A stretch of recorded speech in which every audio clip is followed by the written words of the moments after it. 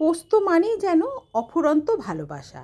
যে মানুষটা কোনো দিন পোস্ত খেত না, আরে খাবে কি করে? হ্যাঁ, আমার কর্তার কথাই বলছি।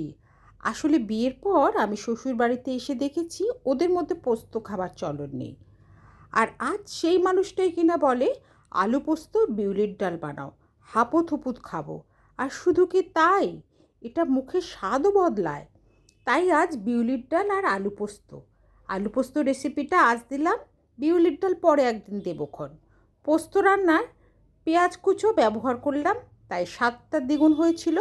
শিলনোড়ায় পোস্ত কাঁচা লঙ্কা বেটে নিলাম আর সর্ষের তেলে রান্নাটা করলাম। কালো জিরে ফোড়ন দিলাম, না দিলেও কিচ্ছুটি যায় আসে না, কেবল হলুদ গুঁড়ো আর পরিমাণ মতো নুন।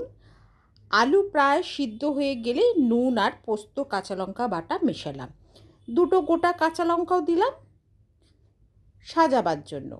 ও হ্যাঁ, পোস্ত দিয়ে কিন্তু বেশিক্ষণ রান্না করব না, তাহলে পোস্ত দানা দানা হয়ে যাবে আর স্বাদ নষ্ট হয়ে যাবে। পোস্তর একটা মিষ্টি গন্ধ আছে তো।